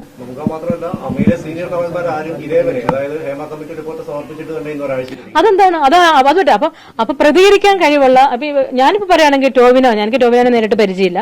പക്ഷെ ടോവിനോയുടെ ഓരോ ആക്ടിവിറ്റീസ് ഒക്കെ കണ്ടപ്പോൾ ടോവിനൊക്കെയാണ് തലപ്പത്തിരിക്കാൻ യോഗ്യതയായിട്ടുള്ള. പാർവതി, ടോവിനോ, ആസിഫ് അലി, പിന്നെ ഉണ്ടല്ലോ ആരോ പറഞ്ഞല്ല. അങ്ങനെ അതാണ് പറയുന്നത്. ഈ സീനിയേഴ്സ് മാറണം. അപ്പൊ ഈ പഴഞ്ചൻ സംസ്കാരവും മാറും. സീനിയേഴ്സിനെ മാറ്റിയാല് പുതിയ ഒരു ന്യൂ ട്രെൻഡ് വരും. അതാണ് പറയുന്നത്. ഐ ഫീൽ പിറ്റി ഉണ്ട്. ആണുങ്ങളായ നട്ടല് വേണം. അല്ലെങ്കിൽ പിന്നെ സിനിമാ ഫീൽഡിൽ നിൽക്കരുത്. അഭിനയിക്കാൻ മാത്രം കഴിവ് പോരാ. നീ നീതിക്കും കൂടി വേണ്ടി നിൽക്കണം. ഞങ്ങളെപ്പോലുള്ള പെൺകുട്ടികളാ, ഞങ്ങൾ കേരളക്കാരാ, ഞങ്ങൾ മലയാളികളാ, അവരുടെ സഹോദരികളാ. അവർക്ക് സേഫ്റ്റി കൊടുക്കാനുള്ള ഒരു നട്ടല് നിങ്ങൾക്കില്ലെങ്കിൽ. മുതിർന്ന നടന്മാരാണ് ഇങ്ങനെ വഴിവിട്ടു പോകുന്ന നായകന്മാരെ തിരുത്തേണ്ടത്. പക്ഷേ മമ്മൂട്ടിയും മോഹൻലാലുമടക്കം നിശബ്ദം. നട്ടലുള്ള ആരുമില്ല എന്നാണ് നടിമാർ ഇപ്പോൾ പറയുന്നത്. നട്ടലുള്ള ഏതെങ്കിലും നടൻ ഉണ്ടായിരുന്നെങ്കിൽ ഇവരെയൊക്കെ എന്നേ പറഞ്ഞ് തിരുത്തിയേനെ. അതുകൊണ്ട് തന്നെ ഇവരാരും അമ്മയുടെ ഔദ്യോഗിക സ്ഥാനങ്ങളിൽ ഇരിക്കാൻ യോഗ്യരയല്ല, രാജിവെച്ചൊഴിഞ്ഞത് നന്നായി എന്നാണ് പരാതി പറയുന്ന നടിമാരുടെ അഭിപ്രായം. Please go away from this field, not worth to be here, അല്ലേ? അതാ ഞാൻ പറയുള്ളൂ. ഇപ്പൊ കഥാപാത്രങ്ങൾ മാത്രമാണ് ആക്ഷൻ ഹീറോകളായി മാറുന്നത്. അതെ, സിനിമയിൽ വലിയ ഹീറോയാണ്, അതോടെ വലിയ ഡയലോഗാണ്. ഒരു യഥാർത്ഥ സംഭവം നടക്കുമ്പോൾ ഇവരാരും പുറകോട്ട് നിൽക്കുന്നത്. എന്ത് സംഭവം ആയിക്കോട്ടെ, ഇപ്പൊ ദിലീപിന്റെ പ്രശ്നം ആയിക്കോട്ടെ, കാവ്യ മാധവൻ, മഞ്ജുവിന്റെ പ്രശ്നമൊക്കെ, അവിടെയൊക്കെ ബോൾഡായിട്ട് നിൽക്കേണ്ടത് സീനിയേഴ്സായ ലാലേട്ടനും മമ്മൂക്കായും ഇവർക്കാണ്. കാരണം ദേ ആർ എഡ്യൂക്കേറ്റഡ്. അപ്പൊ അവർ കാര്യങ്ങൾ തുറന്ന് സംസാരിക്കുകയും അവരെ നന്നായിട്ട് അവരെ ഇത് വാൺ ചെയ്യുകയും ചെയ്യണം. It shouldn't happen. ബിക്കോസ് പുറത്തുള്ളവർ കേൾക്കുമ്പോൾ എന്നറിയാം, മലയാളം എന്ന് പറയുമ്പോൾ ആദ്യം അവർക്ക് മമ്മൂക്കായനെയും മോഹൻലാലിനെ ഇവരെ കൊണ്ടായിട്ടാണോ ഇങ്ങനെയൊക്കെ നടക്കുന്നത്? അവർക്ക് തന്നെയാണ് നടക്കേട്. അവർ തലപ്പത്തിരിക്കുന്നവരാണ്, അവരാണ് സീനിയർ ആർട്ടിസ്റ്റ്. അപ്പൊ അവരുടെ കീഴിൽ ഞങ്ങളൊന്നും സേഫ് അല്ലേ? അതാ മറ്റേ കാര്യം പറഞ്ഞു. ഇപ്പം മീനുവും ഇതുപോലുള്ള ഒരുപാട് ആർട്ടിസ്റ്റുകളും തുറന്നു പറച്ചിലുകളുമായി രംഗത്തെത്തിയിട്ടുണ്ട്. ഇത് ഒരു ശുദ്ധീകരണത്തിന് ഇടയാക്കുമെന്ന് തീർച്ചയായിട്ടും സിദ്ധുകൾ ഇത് നല്ലതായിട്ട് ഇപ്പോൾ തന്നെ അമ്മ ഇപ്പൊ സ്ത്രീകൾ വരും തന്നെ എനിക്കറിയാം, മാറും. അപ്പം അത് നല്ലൊരു ശുദ്ധീകരണം തന്നെ നടക്കും. ഈ സീനിയേഴ്സിനെല്ലാം മാറ്റണം. ഞാൻ പറയപ്പോ ഈ ലാലേട്ടനൊക്കെ മാറ്റണം. ലാലേട്ടന്റെ ഒക്കെ ഒരു സമയം കഴിഞ്ഞു. ആ ഒരു കാലത്ത് പഴഞ്ചൻ ഇതല്ല. കാരണം പുള്ളിക്കാരൻ ഇതിൽ റിയാക്ട് ചെയ്യുന്നില്ല. അതുകൊണ്ടാണ് കേട്ടോ ഞാൻ പറയുന്നത്. ഒരു കാര്യത്തിൽ റിയാക്ട് ചെയ്യാൻ ഞാൻ കണ്ടില്ല. അപ്പൊ അതുകൊണ്ട് തന്നെ പുതിയ ന്യൂ കയറി വരണം. ഇതിലിപ്പം ആരോപണം ഉന്നയിക്കപ്പെട്ടവരിൽ പ്രധാനപ്പെട്ട ഒരാളെന്ന് പറയുന്നത് മുകേഷാണ്. മുകേഷ് രാഷ്ട്രീയക്കാരനാണ്, സർക്കാരിന്റെ ഭാഗമാണ്. മുകേഷിന്റെ കാര്യം ഞാൻ എടുത്തു പറയാം. ഇപ്പൊ എന്തായാലും ഞാൻ ഇതൊക്കെ പറഞ്ഞല്ലോ. വീട് നന്നാക്കാൻ അറിയത്തില്ലാത്തവൻ എങ്ങനെ നാട് നന്നാക്കുന്നത്? സ്വന്തം 2 മക്കളെ ഉപേക്ഷിച്ച്, ആ ഭാര്യ സരിതേനെ ഉപേക്ഷിച്ച് മറ്റു പെണ്ണുങ്ങളുടെ കൂടെ ഇങ്ങനെ പുറകെ നടക്കുന്ന ഒരാളെ എങ്ങനെ MLA ആക്കി? ഈ കൊല്ലത്തെ ആൾക്കാരുടെ റിയലി ഫീൽ ഷെയിം. ഇങ്ങനെ ഒരാളെയാണ് നിങ്ങൾ ഒരു സ്ഥാനാർത്ഥിയായിട്ട് നിങ്ങൾ തിരഞ്ഞെടുക്കേണ്ടത്. അപ്പൊ അന്ന് ഞാൻ പറഞ്ഞു, മുകേഷ് ചേട്ടാ ഇത് ചെയ്യുന്നത് ശരിയല്ല. നിങ്ങളുടെ 2 കുട്ടികളെ പ്രസവിച്ച ഒരു ചേച്ചിയാണ് ആ സരിത ചേച്ചി. അവർ മലയാളി അല്ലായിരിക്കാം, എങ്കിലും നിങ്ങൾ ഒത്തുചേരൂട്ടോ, നിങ്ങൾ ഇങ്ങനെ പിണങ്ങിയിരിക്കുന്നത് ശരിയല്ല നിങ്ങളുടെ ഞാൻ അവരുടെ ഫാമിലിയെ ഒന്ന് യുണൈറ്റ് ചെയ്യാൻ ഞാൻ ശ്രമിച്ചതാണ്. അപ്പം ഇങ്ങനെ അതായത് വീട് നോക്കാൻ പറ്റാത്ത ഒരാൾക്ക് ഒരിക്കലും നാട് നോക്കാൻ പറ്റില്ല. അപ്പൊ ഇദ്ദേഹം he's not worth to be a MLA in Kollam also. അത് ഞാൻ തുറന്നു പറയാണ്. അത് ഓരോരുത്തരും നമ്മളെല്ലാവരും ചോറല്ല കഴിക്കുന്നത്, എല്ലാവരും ചോറ കഴിക്കുന്നത്. അപ്പൊ നമുക്ക് എല്ലാവർക്കും ഒരു ലോജിക് ഉണ്ടാവണം, നമുക്ക് സ്വയം തിങ്ക് ചെയ്യാനുള്ള എല്ലാവർക്കും ഉണ്ടാവണം. അപ്പൊ നമുക്ക് എല്ലാവർക്കും വേണ്ടത് എന്താ? നല്ല ഭരണമാണ് വേണ്ടത്, അല്ലെ? ഒരു വുമണൈസറിനെ പിടിച്ച് ഭരണം ഏൽപ്പിച്ചാൽ എങ്ങനെണ്ടാവും? ആ സ്റ്റേറ്റ് തന്നെ നശിച്ചു പോകും. അതുകൊണ്ട് നല്ല എഡ്യൂക്കേറ്റഡും നല്ല ബോൾഡായിട്ടുള്ള തറവാടി പിറന്നവരെ എന്തോരം പേരുണ്ട് നമ്മുടെ കേരളത്തില്. അവരെയൊക്കെ ഒതുക്കി വെച്ചിട്ട് ഇവരെ പോലുള്ള കയറി കഴിഞ്ഞാൽ എങ്ങനെയാവും? അതുകൊണ്ട് ജനങ്ങൾ മൊത്തം നല്ലവർക്ക് വേണ്ടി നല്ല എഡ്യൂക്കേറ്റഡ് ആൾക്കാരെ സെലക്ട് ചെയ്ത് ഭരണം അവരെ ഏൽപ്പിക്കുക.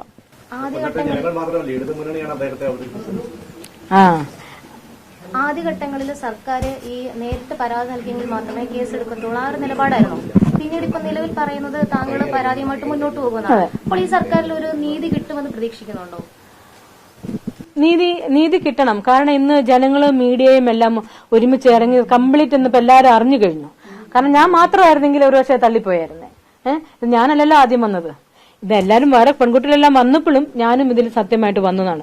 അപ്പം തീർച്ചയായിട്ടും ഇതിൽ നീതി കിട്ടുമെന്നാണ് നമ്മുടെ പിണറായി സാറ് പറഞ്ഞത്. തീർച്ചയായിട്ടും ആരെയൊക്കെ ഏതൊക്കെ സ്ത്രീകളെ അപമാനിക്കപ്പെട്ടിട്ടുണ്ടോ അവർക്ക് മുമ്പോട്ട് വരാൻ ഞങ്ങൾ അതിന് എത്ര ഉന്നതനായാലും ഞങ്ങൾ അതിന് ആക്ഷൻ എടുക്കുമെന്ന് പറഞ്ഞിട്ടുണ്ട്. സോ അത് ഞാൻ ട്രസ്റ്റ് ചെയ്യുന്നു. അതുപോലെ തന്നെ ഇപ്പം പ്രൈം മിനിസ്റ്ററും ഇടപെട്ടിട്ടുണ്ട്, അല്ലെ? ഫേസ്ബുക്കിൽ കണ്ടില്ലേ?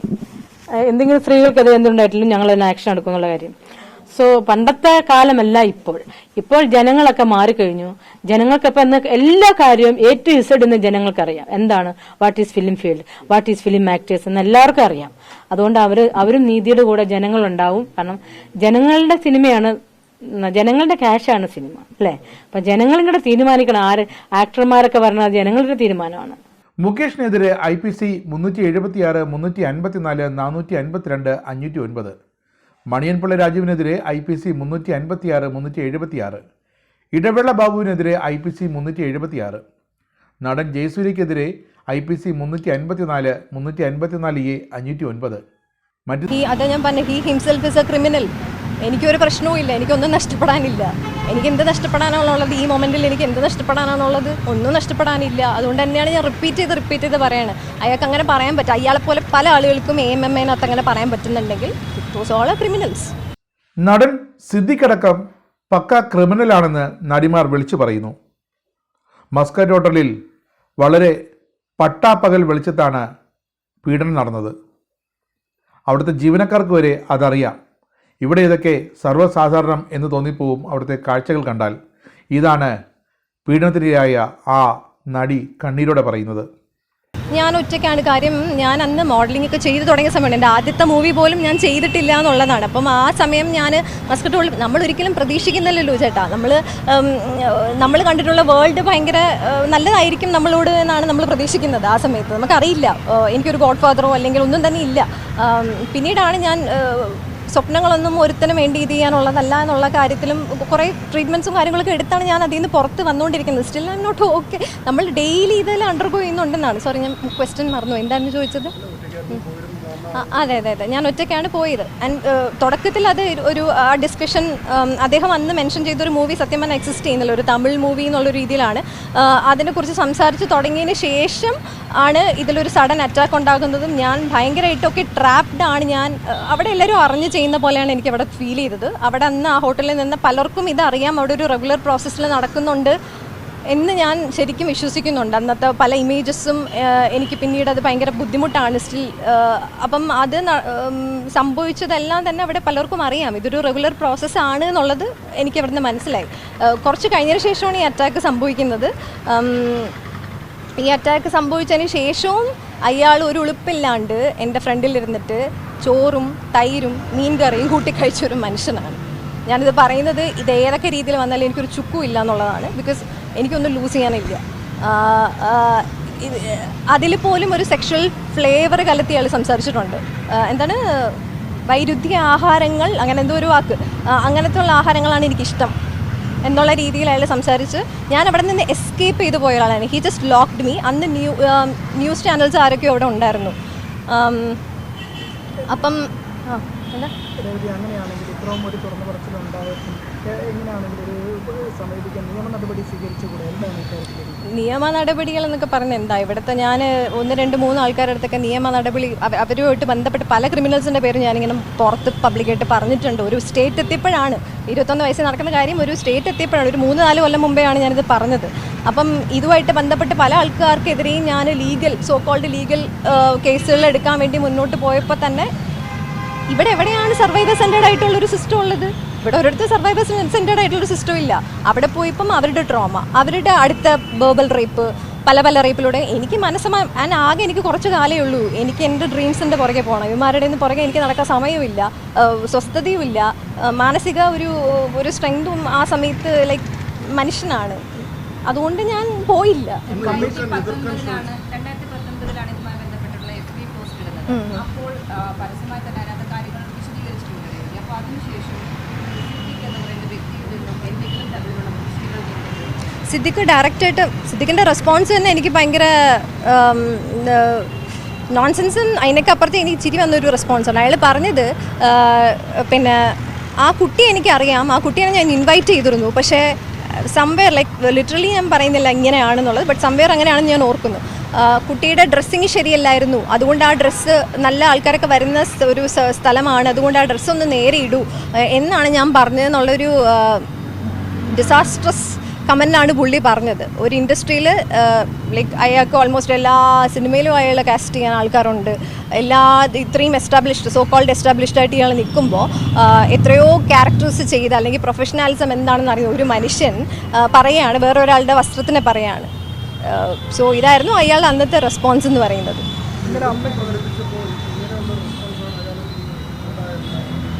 അയാളിൽ നിന്ന് പറഞ്ഞ സ്റ്റേറ്റ്മെൻറ്റുകൾ എന്താണ്, നീ എവിടെ വേണോ പോയി, ഞാൻ റെസ്പോണ്ട് ചെയ്തിരുന്നു. എന്നാൽ ആ വയസ്സിൽ പറ്റുന്ന രീതിയിൽ ഞാൻ റെസ്പോണ്ട് ചെയ്തിരുന്നു. റെസ്പോണ്ട് ചെയ്തിട്ട് പോകുമ്പോൾ നീ എവിടെ വേണോ പോയി പറയാം, ഒരാളും നിന്നെ വിശ്വസിക്കാൻ പോകുന്നില്ല എന്നൊരു സ്റ്റേറ്റ്മെൻറ്റ് കേട്ടുകൊണ്ടാണ് ഞാൻ അവിടെ നിന്ന് ഇറങ്ങി ഓടി ഒരു ഓട്ടോയിൽ കൈ കാണിച്ച് ഞാൻ പോവുകയാണ് പുറത്ത്. ശരിയാണ്, ഹി വാസ് ട്രൂ. ഒരാളും വിശ്വസിക്കുന്നില്ല പുറത്ത് പോയി പറഞ്ഞപ്പോൾ. അങ്ങനെ തന്നെയാണ് എൻ്റെ ലൈഫിൽ നടന്നത്. ഞാനിത് പറഞ്ഞ സമയത്ത് ഒരാളും എനിക്കുണ്ടായിരുന്നില്ല. ഈ പറയുന്ന ഒരു സോ കോൾ പൊളിറ്റിക്കൽ ആൾക്കാർ, ലൈക്ക് പൊളിറ്റിക്കൽ പീപ്പിൾ, എന്ത് വന്നാലും ഡിസ്കഷൻ ഓഫ് ഫാക്ടറിൽ എടുക്കുന്ന ഫേസ്ബുക്കിലെ ആൾക്കാരും എല്ലാവരും ദൈവ ലൈക്ക് ഞാൻ മാത്രമേ ഉണ്ടായിരുന്നുള്ളൂ. ഞാൻ സ്വന്തമായിട്ട് ഗെയിൻ ചെയ്ത് വന്നുകൊണ്ടാണ് ഞാൻ ഇവിടെ ശ്വാസം വിട്ട് ജീവിക്കുന്നുണ്ടല്ലോ.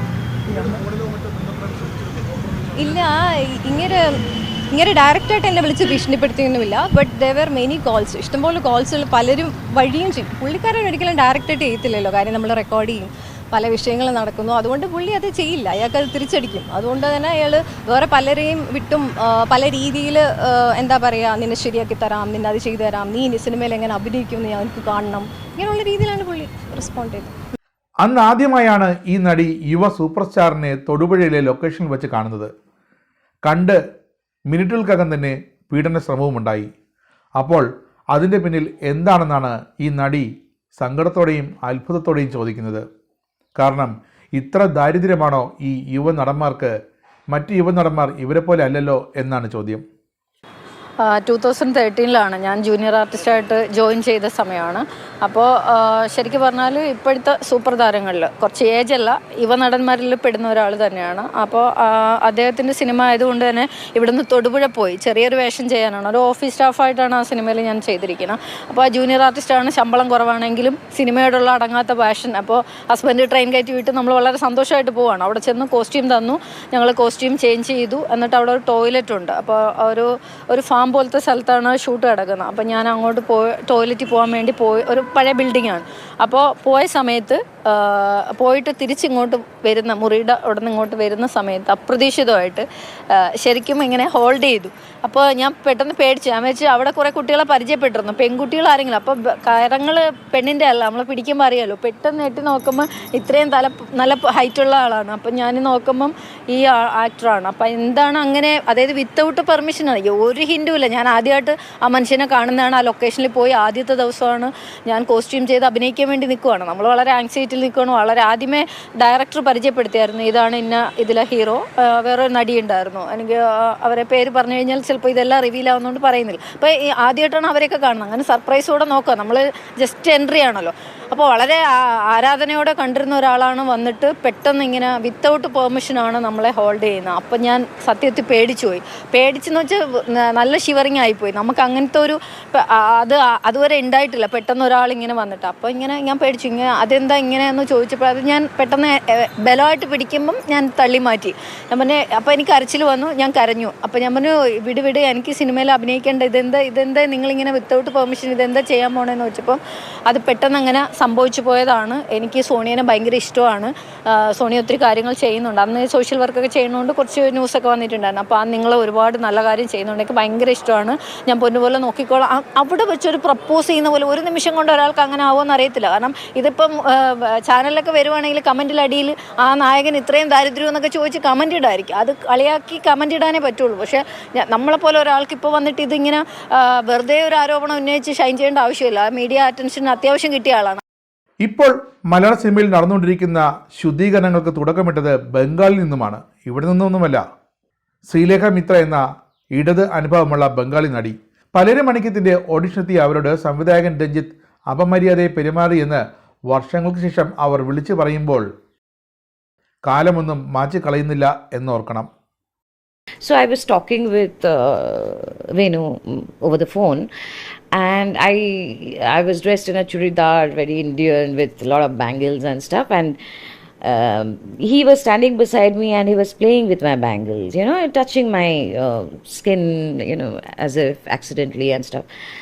So we women, we have this sixth sense. We know touch, or we know what's happening around you. We have this, we are always on a safeguard to protect ourselves. Okay, we are taught that way from right beginning. So I felt little uncomfortable because I'm not in that friendlier zone with him that he could, just play with my bangles. But I was trying to give him that benefit of doubt. I thought maybe I'm overthinking about this. Maybe he just wants to, see my bangles. Maybe Kerala. Whatever. I don't know what I was thinking. So, but I was not feeling okay with it. I was not comfortable with it. And it was dark, very dimly lit room. And so I was, trying to talk, and I was play acting.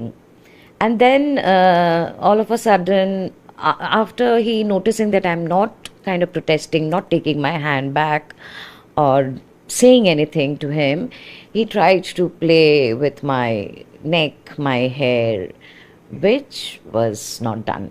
So I excused myself. I got out of the room. ഇതോടെയാണ് രഞ്ജിത്തിൽ മലയാള നടന്മാർ കുരുങ്ങി തുടങ്ങിയത്. ഞാൻ ഷൂട്ടിന് പോയ സമയത്താണ് മാമുക്കോയ അങ്കിളിനെ, സുധീഷ് അദ്ദേഹത്തെ ഞാൻ കാണുന്നത്. അപ്പോൾ നമ്മൾ ആ ചെറിയ ഒരു പ്രായത്തിൽ അവരെ സിനിമയൊക്കെ കണ്ടിട്ട് ഭയങ്കര ഒരു ആകാംക്ഷയായിരിക്കും. സംസാരിക്കണം, അവരെ നമ്പർ കിട്ടുക, അങ്ങനെയുള്ളൊരു മനസ്സിലൊരു ഇതുകൊണ്ടാണ് നമ്പർ വാങ്ങിച്ചതും സംസാരിച്ചതും ഒക്കെ. കുറച്ച് സംസാരിച്ച് മാമുക്കോയ അങ്കിളിൻ്റെ അടുത്ത് ഒത്തിരി സംസാരിച്ചിട്ടുണ്ട്. സാർ ഇങ്ങോട്ടും വിളിക്കാറുണ്ടായിരുന്നു. പിന്നീട് സാറിൻ്റെ സംസാരത്തിലൊക്കെ മാറ്റം വന്നു. പിന്നെ എൻ്റെ അടുത്ത് പറഞ്ഞു, നിന്നെ എനിക്ക് ഭയങ്കര ഇഷ്ടമാണ്, ഒരു മുഹബത്ത്, അങ്ങനെയൊക്കെയുള്ള രീതിയിൽ സാറ് സംസാരിച്ച് ലാസ്റ്റിലേക്ക് എത്തുമ്പം ചാനലിനല്ല, ഒരു ക്യാമറയ്ക്ക് മുന്നിലോ അല്ലാതെ എനിക്കത് പറയാൻ ബുദ്ധിമുട്ടാണ്. എന്നെ കണ്ടിട്ട് അദ്ദേഹത്തിന് എന്തൊക്കെയോ ആയെന്നും പിന്നീട് ബാത്റൂമിലേക്ക് എന്നെ ഓർത്ത് പോയി, അങ്ങനെയൊക്കെയുള്ള രീതിയിൽ അത് എനിക്ക് ഇങ്ങനെ എക്സ്പ്ലെയിൻ ചെയ്യാൻ കുറച്ച് ബുദ്ധിമുട്ടുണ്ട്. അപ്പോൾ അതുപോലെയുള്ള കാര്യങ്ങൾ അദ്ദേഹം പറഞ്ഞു. അന്ന് മുതൽ ഞാനത് ക്ലോസ് ചെയ്തു, ആ നമ്പറും ഡിലീറ്റ് ചെയ്തു. അതിനുശേഷം ഞാൻ 2 വട്ടം കണ്ടുമുട്ടിയിട്ടുണ്ട്. ഒരു വട്ടം റെയിൽവേ സ്റ്റേഷൻ്റെ വഴിയിൽ സാറ് കാറിന് പോകുന്ന സമയത്ത് കണ്ടപ്പം എന്നെ നോക്കി ചിരിച്ചപ്പോൾ ഞാൻ ജസ്റ്റ് തലയാട്ടി അതിലേ പോയി, അങ്ങനെ തന്നെ നടന്നു, ഒന്നും സംസാരിക്കാൻ നിന്നില്ല. സാറ് തിരിഞ്ഞു നോക്കിയിട്ടുണ്ടായിരുന്നു. അതിനുശേഷം ഞാൻ ഒരു ലൊക്കേഷനിൽ കണ്ടു. ഒരു പാട്ട് സീനാണെന്ന് തോന്നുന്നു അന്ന് അവിടെ ഉണ്ടായിട്ടുണ്ടായിരുന്ന ഈവനിങ്ങിൽ. അപ്പോൾ എന്നെ കണ്ടപ്പോൾ എന്നെ ചിരിച്ച് സംസാരിച്ചെടുത്ത് വന്നിട്ട് പറഞ്ഞു, ഇതിലെന്തെങ്കിലും നമുക്കൊരു വേഷം നോക്കാം കേട്ടോ എന്നൊക്കെ സംസാരിച്ചു. ഞാൻ അവിടുന്ന് ഒന്നും ഒരു മൈൻഡില്ലാതെ ഞാൻ അവിടുന്ന് തിരിച്ചു പോയി. അതാണ് എനിക്ക് ലാസ്റ്റ് ഉള്ളൊരു ഓർമ്മ. ഇത് ഏത് സിനിമയുടെ ലൊക്കേഷനാണെന്ന് അറിയില്ല. ജൂനിയർ ആർട്ടിസ്റ്റ് ആകുമ്പോൾ നമ്മൾ ചാൻസ് ചോദിച്ചു പോകുമല്ലോ. ഒരു ജോലി ചോദിച്ചു പോകുന്നത് ഒരു അഭിമാനക്കേടാന്ന് എനിക്ക് തോന്നിയിട്ടില്ല. പക്ഷെ നമ്മൾ ഈ അഡ്ജസ്റ്റ്മെൻറ്റിലൂടെ സിനിമയിൽ അഭിനയിക്കുന്നത് ഏറ്റവും അഭിമാനക്കുറവാണെന്ന് വിശ്വസിക്കുന്ന ഒരു വ്യക്തിയാണ് ഞാൻ. അത് മാമുക്കോയ അങ്കിളുടെ ആ സെറ്റിൽ തന്നെയാണ് സുധീഷ് അദ്ദേഹത്തിനെ ഞാൻ കാണുന്നത്. 2 പേരെ ഒരുമിച്ച് അന്ന് കാണുന്നത്. അപ്പം എല്ലാവരും നമ്പർ വാങ്ങിയിട്ടുണ്ട്, ആ കൂട്ടത്തിൽ ഞാനും നമ്പർ വാങ്ങിച്ചു.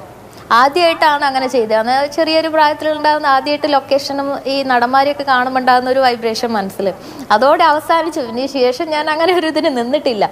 അങ്ങനെ സംസാരിച്ച് അദ്ദേഹം വിളിച്ച് സംസാരിച്ചിട്ടുണ്ട്, ഞാനും സംസാരിച്ച് ലാസ്റ്റിലേക്ക് അദ്ദേഹം വന്നത് സൺഡേ ആണ്, ലീവാണ്, എങ്ങനെ നമുക്ക് ടൂറൊക്കെ പോയിട്ട് വരാം, അങ്ങനെ ഒരു നല്ല രീതിയിലല്ലാത്ത സംസാരം തന്നെയാണ് വന്നത്. എനിക്ക് അദ്ദേഹത്തിൻ്റെ കൂടെ ടൂറ് പോകാനും കറങ്ങാനൊന്നും താല്പര്യമില്ല. ഞാനത് പറഞ്ഞപ്പോൾ തന്നെ ഞാൻ പറഞ്ഞു. പിന്നീട് പറഞ്ഞു, ഞാൻ കുറച്ച് വേണ്ടി വിളിക്ക്, വൈഫ് വരുന്നുണ്ട്, പതിയെ ശബ്ദം കുറച്ച് പറയാം. പോയി കഴിഞ്ഞാൽ എന്താ വെച്ചാൽ എനിക്ക് മനസ്സിലായിട്ടുള്ളത്, അവരെ കൂടെ എല്ലാം സഹകരിച്ചു നമ്മൾ അവരെ കൂടെ നിൽക്കുക. ഏതൊരാൾ അഡ്ജസ്റ്റ്മെൻറ്റ് പറയുമ്പോൾ അവർ പറയുന്നതൊക്കെ ചെയ്യുവാണെന്നുണ്ടെങ്കിൽ വേഷം കിട്ടും. ഈ അമ്മ സംഘടന എന്നുള്ള പേരിൽ അമ്മ എന്ന് പറയുമ്പോൾ നമുക്ക് വീട്ടിൽ അച്ഛനോടും അമ്മേനോടും പോയിട്ട് പറയാം. അതുപോലെ ഞാൻ അമ്മ സംഘടനയിൽ എത്തിയിരുന്നെങ്കിൽ എങ്ങനെ നന്നായിരുന്നു എന്ന് വിചാരിച്ചു. അങ്ങനെ ഞാൻ എൻ്റെ സുഹൃത്ത് മുഖേനയാണ് ഞാൻ അമ്മയിലെ ഇടവേള ബാബു, അദ്ദേഹത്തിൻ്റെ നമ്പർ എനിക്ക് കിട്ടുന്നത്. ഞാൻ 2018 അദ്ദേഹത്തെ വിളിച്ച് സംസാരിച്ചപ്പോൾ 2 ലക്ഷം രൂപയാണ് ഈ അമ്മ സംഘടനയിൽ നമ്മൾ മെമ്പർഷിപ്പ് എടുക്കാൻ വേണ്ടിയിട്ട്. കൂടാതെ 10 സിനിമയോളം അങ്ങനെ എന്തോന്നും എനിക്ക് എൻ്റെ ഓർമ്മയിലില്ല. അത്രയും സിനിമ ചെയ്യണം. ഞാൻ അത്ര സിനിമ ചെയ്തിട്ടില്ല. കാരണം കുഞ്ഞു വേഷം ഞാൻ സിനിമ വരുമ്പം എൻ്റെ ആഗ്രഹം കൊണ്ട് ചോദിക്കും. എനിക്ക് ഇങ്ങോട്ട് വന്നിട്ടുള്ള ഓഫർ ഞാൻ നിരസിക്കാൻ കാരണം അവരിങ്ങനെ പകരത്തിന് പകരം ചോദിച്ചുകൊണ്ടാണ് ഞാനത് വേണ്ടാന്ന് വെച്ചത്. രഞ്ജിത്തിനെതിരെ പരാതിപ്പെട്ടത് നടിമാർ മാത്രമാണെങ്കിൽ തെറ്റിപ്പോയി. ഒരു ചെറുപ്പക്കാരനെങ്കിലും രഞ്ജിത്തിനെതിരെ ധൈര്യപൂർവ്വം മാധ്യമങ്ങളോട് എല്ലാം വിളിച്ചു പറഞ്ഞു. തന്നെ ബംഗളൂരുവിൽ വിളിച്ചു വരുത്തി പീഡിപ്പിച്ചു. എന്നിട്ട് പിറ്റേ ദിവസം രാവിലെ ചോദിച്ചു എത്ര പണം വേണമെന്ന്. അത്ര നികൃഷ്ടമായാണ് ആ മനുഷ്യൻ തന്നോട് പെരുമാറിയതെന്നും തനിക്ക് അഭിനയം ഇഷ്ടമാണ് എന്നത് മുതലാക്കിയാണ് നടിമാരോട് മാത്രമല്ല പുരുഷന്മാരോടും ഇങ്ങനെ കാണിക്കുന്നതെന്ന് വളരെ വ്യക്തമാകുന്നു എന്ന് ആ ചെറുപ്പക്കാരൻ കരഞ്ഞുകൊണ്ട് പറയുന്നു.